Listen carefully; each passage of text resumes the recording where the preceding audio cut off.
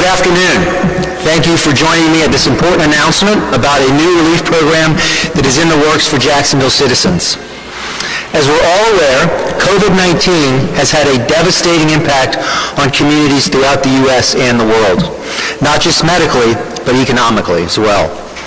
My team and I know that there are many families in our community that are struggling to make ends meet, and we have been focused throughout this pandemic in supporting them and their needs. It's why we launched the Mortgage, Rent, and Utilities Program, the Small Business Assistance Program with VyStar, the Foreclosure and Eviction Mitigation Program with the Jacksonville Bar Association, assistance for seniors and citizens with disabilities, and many more programs focused on helping the people of Jacksonville through this crisis. We're here today to announce another program that's focused on helping Jacksonville citizens affected by COVID-19. The city has just received $28.9 million from the Federal Emergency Rental Assistance Program. Federal guidelines for this funding target individuals and families whose income fall below 80% of the area median income. For example, with a family of 4 in Jacksonville, that's an annual income of $60,000 or below. Citizens must also meet the following requirements for this aid. They must have experienced a hardship caused by COVID-19 by either the loss of a job, reduction of income, or other financial issue that threatens their ability to pay rent. They must have a documented risk of housing instability or homelessness. They must be Duval County residents, and they must be unable to access other payment assistance for these needs, which means that if they received rent assistance from another program last March through May, this program couldn't be used for those same months, but it could be used for other months that were not covered. Funds from this program may be used for utility bills and rent payments and may cover up to 12 months of assistance, plus an additional 3 months if needed to ensure housing stability. Eligible families that are facing eviction will be prioritized, and assistance must be used to reduce outstanding payments before the household may receive funds for future payments. All payments will be made directly to the utility company or the landlord. The legislation we will introduce to City Council will include $5 million to JEA for past due utilities for those who qualify, $23.8 million to United Way for rental assistance. JEA and the United Way are amazing partners and will help us administer this program quickly to assist our community. Our public affairs team has created a news release with details about qualifications and posted at the bottom of our homepage at coj.net. Please go there to review the information and see if you qualify. Our next step is to introduce legislation to the City Council and work with council members to get this assistance to our citizens as quickly as possible. As soon as we're ready to receive applications, we will let the public know. We're going to have others talk about this program, so I'm going to introduce all of them and then they'll come up and speak. We have Council Vice President Sam Newby here, who's going to speak about this program. We've got Sheila Presley, Chief Customer Officer at JEA, and we've got Michelle Braun with United Way. So thank all of you for being here and being a part of this program. Council Vice President.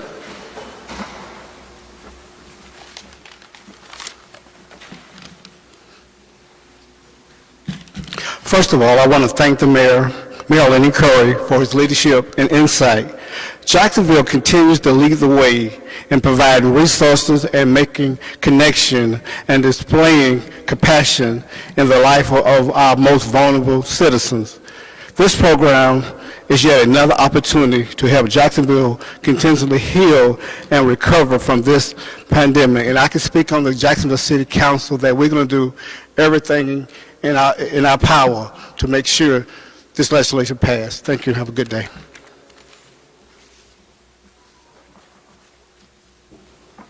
Thanks, Councilman Newby. Thank you, Mr. Mayor. Congratulations to you and your team who made this possible. That couldn't come at a more critical time. Calls for rent relief assistance have increased more than 70% in our community. United Way is proud to serve in this important role alongside the city and, of course, our network of critical nonprofit partners to ensure that those who need this assistance the most will get it. For more than 95 years, United Way has connected people, resources, and ideas to solve our community's toughest challenges, and there is hardly a more challenging situation than this. Hardworking people have lost their jobs or had their hours cut. Many have used up their savings if they were lucky enough to have any, and people find themselves in the heartbreaking position of not being able to pay their rent, many for the very first time. Before the pandemic, 40% of people in Northeast Florida were having a hard time paying their bills, so you can imagine how the pandemic has caused this to be worse. We have worked with the city and these nonprofit partners to build a system and an infrastructure for rapid and responsible deployment of funds to help struggling families and individuals. And we've maintained a proven track record. Mayor, we activated this in 2016, shortly after your first year in office, when this, unfortunately, Hurricane Matthew was headed our way. We then reactivated this process with our great nonprofit partners to help people in need after Irma. And of course, we launched the First Coast Relief Fund again during the pandemic, and through generous support of the city and others, we're able to help so many with rent, mortgage, utility in cooperation with the city's program. So we stand ready to address the problem again. We have a saying at United Way that change doesn't happen alone, and of course we need these hardworking partner nonprofit agencies will be part of our system. So we look forward to sharing more details as they become available. We know there's great need, so we'll work quickly, and most of all, we're going to be able to help so many because of this. Thank you, Mayor, and your team for this great opportunity.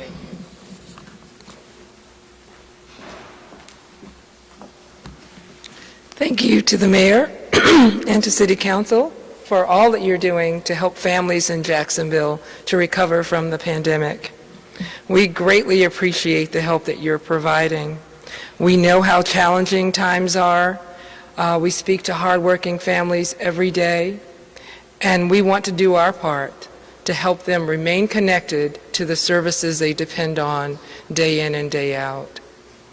We encourage our customers to go to the COJ website and look down at the bottom of the page for more information on this program, this much-needed program. So thank you again to city officials for their compassion shown to families as our communities continue to work to recover from the effects of the pandemic. Thank you. All right, we are available for questions. We now have a stand. Okay, so this is a multi-parter. First off, as we've seen with the other programs, are the landlords going to be required to waive any late fees in order to participate in this program? No. Okay. Thank you, Stephanie.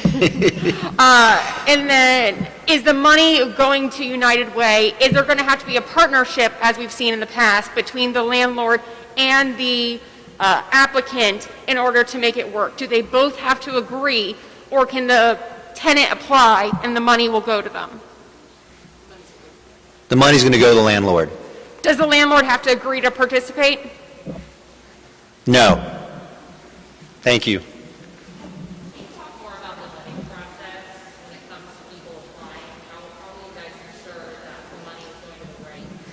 Stephanie, would you like to come up and speak, please?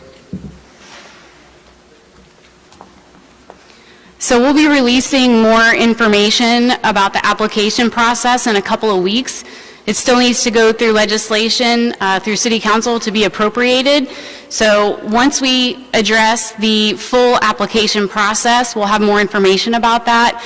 But to answer your question, to ensure that everyone's working together, through United Way, the landlords will have to participate because the payments will be going directly to the landlords, and so they will be receiving the payment, but there is paperwork that needs to be submitted on the tenant side of on the ledger. So in 2 weeks, Council President, we're going to file legislation, and we're going to ask Council for an in and out. So the earliest would be 2 weeks from tomorrow. And we're hopeful that that we'll be successful there. How much money are eligible renters able to receive in total? Is there a max? Up to 12 months of assistance. No max on the amount of Correct, money? until the allotted appropriation has been utilized. Okay, and we also know landlords have been struggling as well as they're waiting for these payments. Are landlords allowed to apply on behalf of their renters? Yeah, they can. Yep.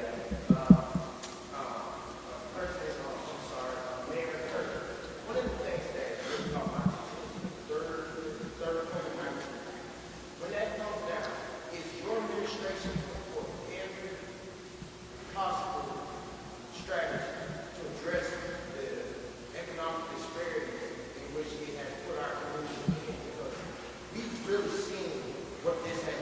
Yeah. We're going to keep doing what we've done since COVID started, and that is making sure that we're getting every resource we can to meet the needs of our community and all of our people.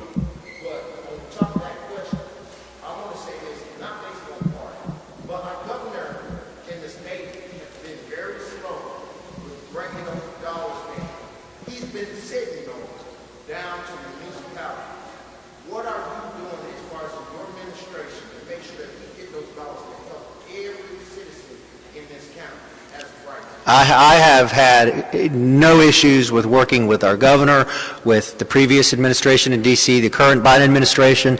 This is a time for us to all pull together and do everything we can to help people, and that's what I'm focused on. So, I'm back. It's more parameters, because I'm going to give a for instance of what we've seen in the past programs. There was a woman, Miss Williams, who I dealt with specifically. She's a cancer survivor. She can't go back to work. Her apartment complex, she applied for the LACS, Jacksonville Bar Association program. She qualified. Tenant, landlord said, we are not accepting it. I finally stepped in. They said, okay, we'll accept it with a CDC moratorium eviction. She gave that in, and then they told her, no, we're not going to accept it because it only works for certain months, and you don't qualify. What are we doing to make sure? So right now, she applied, and she has no help because of these parameters under the CARES Act. What are we doing to make sure that these people aren't high and dry? So you're saying because of the way the legislation was written out of D.C., she doesn't qualify? Mm-hmm. Look, we're working with the resources we have. We didn't write that legislation. We take those funds, and I'd be open to hearing more. We'd love to connect with her. We've heard dozens of those Yeah. stories where Stephanie, there's a Wells Fargo is not accepting mortgage payments. This is different requirements. That's my question. Yeah, the different parameters, are they requirements. going to be to where if that person's situation, there is no parameters whatsoever, if they qualify, that they're not going to be able to pay their rent? There's no parameters.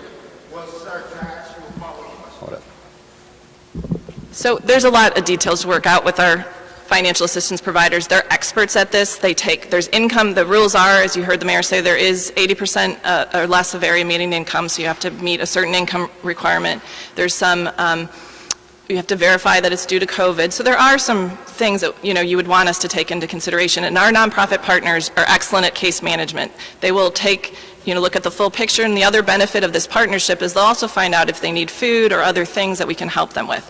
So these funds, to the extent that I understand them, are so much more flexible than some of those other programs. So I can't necessarily speak exactly to Ms. Williams' situation, but our community should be really proud of the mayor and this team for getting this flexible money. It is for rent only, so some people might be disappointed we're working on mortgage money, but this is specifically for people who are renters, and as you said, the landlords who are in such a hard time. So bear with us as we work through all these details and the fast-breaking news. Yeah. Also, we're seeing, of course, the tents and stuff go out there over in downtown. Is any of this money going towards that?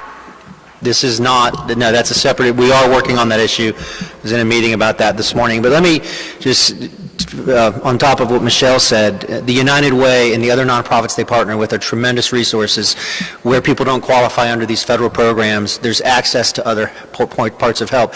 And I would say, look, we're in unprecedented territory. The saying, don't let perfection be the enemy of good. We're going to have obstacles. There's going to be wrinkles, but we're going to work through it. Stephanie Birch has been leading all these programs through COVID-19, and she has done a masterful job and will continue to make things better as we learn from the experience. Just to follow up on that question, one of the things that the reporter made that's a good statement was that dealing with the CDC guidelines, is there any kind of way that we can work with our congressional representative to maybe amend certain procedures that are on the books that would give people proper access to these resources? Because it's going to the Senate. It doesn't have the final approval, but by you being our local leadership on the local level, you have that ability to right the wrongs that are in place. I work with all of our congressional leaders, have great relationships with Lawson and Rutherford, and continue to advocate and will. Mayor, can I just a clarification question, whether this is for just residential or for businesses also in terms of assistance? This is all residential. Okay. Yeah. And is there any way to quantify how many households could be helped with the $5 million for the JEA how many could be helped with, roughly 24 million through United Way? And lastly, is there any concern that this is a huge amount of money, a lot of money that's go a long way, but any concerns that there's going to be money left over in terms of being able to get it out to everybody who actually needs it? The first part of the question, do we have financial models on that? About 10,000 for JEA. The other financial models, we don't have those. And I'm not concerned that we will be able to get this money on the street and put to use. I mean, if you look at, I'll speak for our city compared to what I've seen other places. When we've received federal funding, we have quickly and strategically put it to use and got it in the right hands of the right people. We're not going to be, it's not going to be wasteful. Mayor, if I could, I want to ask you about that homeless camp over on Jefferson. 2 weeks ago, that first round of help went out to, I think, 48 individuals. When will the next round go out, and what are your goals for that site? Yeah, we have another round of legislation coming out in City Council in a couple of weeks. But look, there's capacity right now in our shelters. So I would encourage people, if you're down there covering it, tell them there is room right now. There's capacity. So I want to see, obviously, people to have access to housing. And our nonprofit leaders that are in that space are working hard on it every day. We're focused on that issue. All right. Thank you so much. Thank you. Appreciate you. Thank you.